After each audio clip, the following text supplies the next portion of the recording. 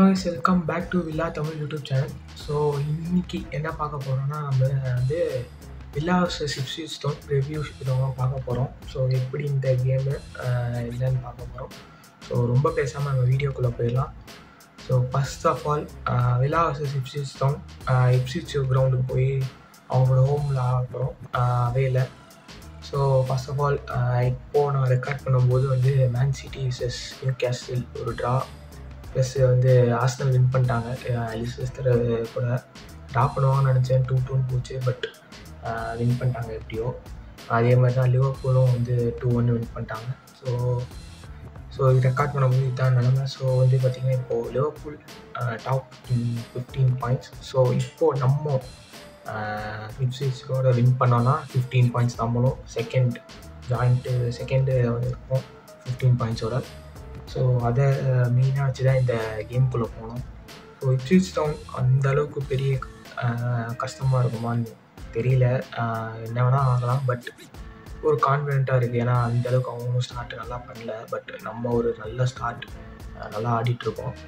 So இதுதான் வந்து பார்ப்போம். நான் இப்ஸ்விச் டவுனும் சரி, அவங்களுக்கும் வந்து அன்ஃபேராக தான் இருந்துச்சுன்னு நினைக்கிறேன். ஏன்னா ஒரு நியூலி ப்ரொமோட்டட் டீம் வந்து நிறைய பெரிய பெரிய கேம்ஸே வந்து ஆடிட்டு இருந்தாங்க. பட் நல்லா தான் ஆடுறாங்க, அந்தளவுக்கு எதுவும் சொல்ல முடியாது. உல்ஸ் அளவுக்குலாம் சொல்ல முடியாது. உல்ஸே வந்து கொஞ்சம் கோளாறாக தான் ஆடிட்டு இருக்காங்க.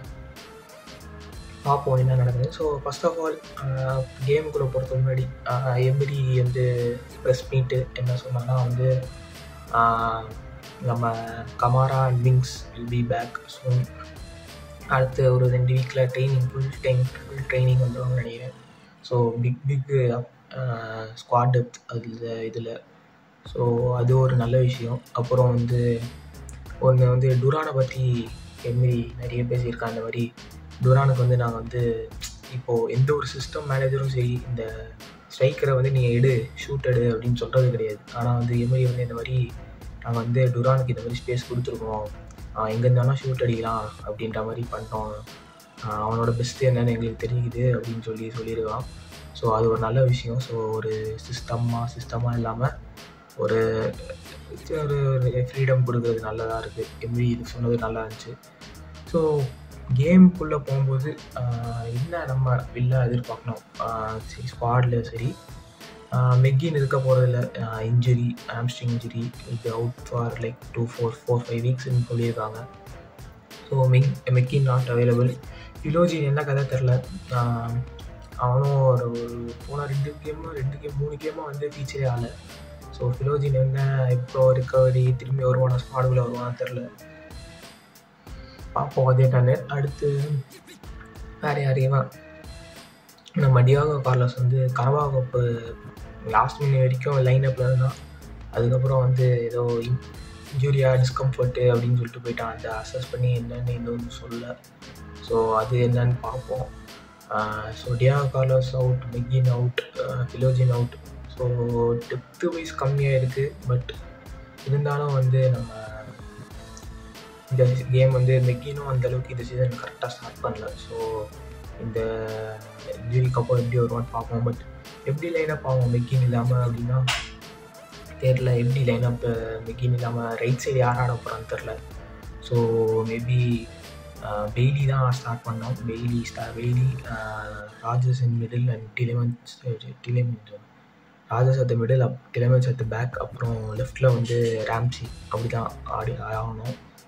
ஸோ இந்த கேம் பொறுத்த வரைக்கும் அவங்க சைடில் பார்த்திங்கன்னா வந்து நம்ம ஹச்சின்சனை எப்படியாச்சும் ஸ்டாப் பண்ணோம், அதுதான் வந்து பெரிய வேலையாக இருக்கும். ஸோ டிக்னே தான் எப்படி ஸ்டார்ட் பண்ணுவோம். So Digne and Maatsen will be enough to stop Hutchinson. அவனும் சரி, அவங்க சைடில் வர டெலாப்பும் ஒரு நல்ல ஸ்ட்ரைக்கர் தான். பட் இன்னும் அவன் அந்தளவுக்கு இன்னும் பக்காவாக ஆடல. ஸோ டெலாப்பு அப்புறம் வந்து டிஃபென்சிவாக அவங்களுக்கு வந்து அந்த க்ரீவ்ஸுங்கிறவனும் சரி நல்லா ஆடுவான். ஸோ அது வேட்கின்ஸ் vs க்ரீவ்ஸ் ஒரு ஃபிசிக்கல் பேட்டில் இருக்கும்னு நம்புகிறேன். ஸோ இந்த கேம் அந்த மாதிரி தான் போகும். ஸோ ஐ திங்க் இந்த கேம் ஒன்று எக்ஸ்ட்ரீமாக பயங்கரமாக போய் வின் பண்ண போகிறோம், லைக் 3-0, 4-0 அப்படின்னு. இல்லைனா இருக்கிறதுலே ரொம்ப இதுவாக ஆடிட்டு இருக்க போகிறோம் நான் நம்பர், அப்படி தான் எனக்கு தோணுது. எனக்கு என்னமோ இது கான்ஃபிடென்ட்டாக தான் இருக்குது. இந்த கேம் அந்தளவுக்கு கஷ்டமாக இருக்குமா அப்படின்னு கேட்டால் இல்லை. கான்ஃபிடென்ட்டாக தான் இருக்கும். அவேவாக இருந்தாலும் ஒரு கான்ஃபிடென்ஸ் இருக்குது.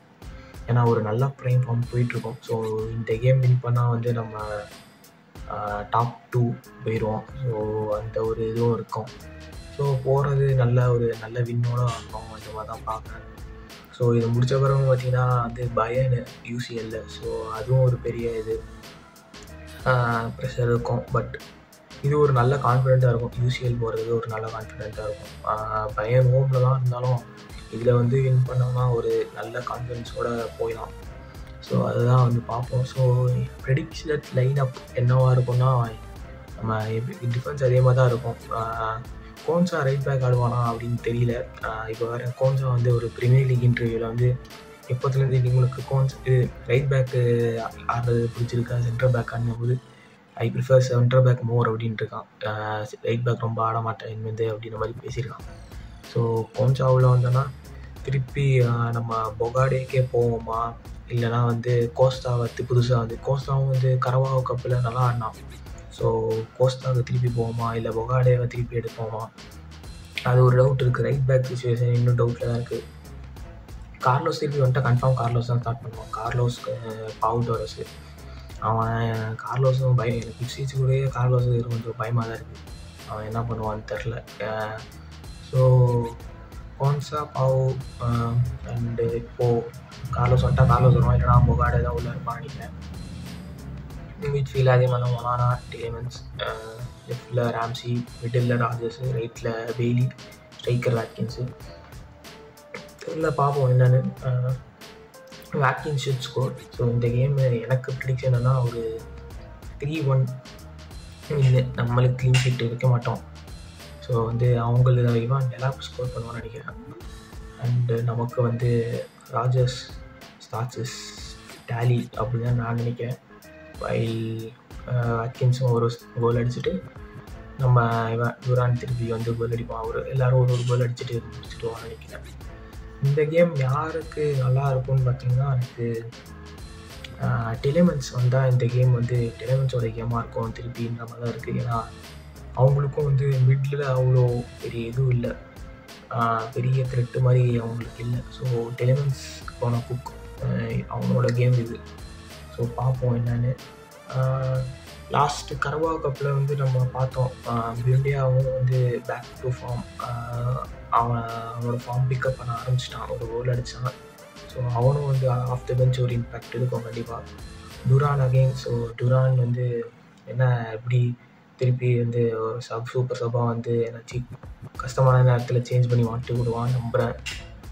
பார்ப்போம் என்ன நடக்குதுன்னு. ஸோ இந்த தடவை மேட்ச் எனக்கு அதிகம் மினிட்ஸ் வரும்னு நினைக்கிறேன். ஏன்னா கரவாவுக்கும் ஃபுல்லாக ஆடினா, அதுக்கு முன்னாடி மேட்சும் சரி 68 மினிட்ஸ்லேருந்தே ஆட ஆரம்பிச்சிட்டான்.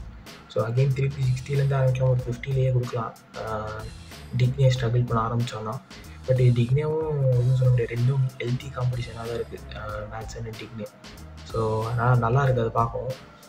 பட்டு இந்த கேம் எதனால் கஷ்டமாக இருக்குன்னா, எனக்கு அந்த ஹட்சின்சன் அந்த லெஃப்ட் சைடில் ரன் பண்ணுறதும் சரி, அது வந்து கொஞ்சம் கஷ்டம்.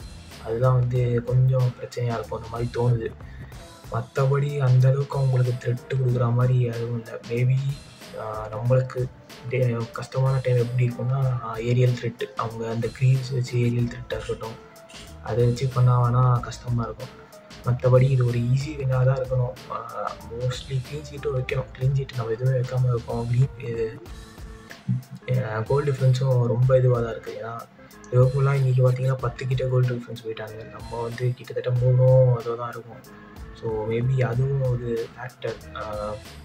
லைக் டைட்டில் சார்ஜெலாம் நம்ம பண்ண போகிறதில்ல, இருந்தாலும் வந்து ஒரு 15 points with equal with Liverpool, but 1 point ahead of City and அர்சனல்லாம் ஒரு கரெக்டாக இருக்கும், ஒரு கான்ஃபிடென்ஸ் வரும். ப்ளஸ் நமக்கு இப்போதைக்கு ப்ரீமியர் லீக் ஃபிக்சர்ஸ் எல்லாமே ஃபேவராக தான் இருக்குது.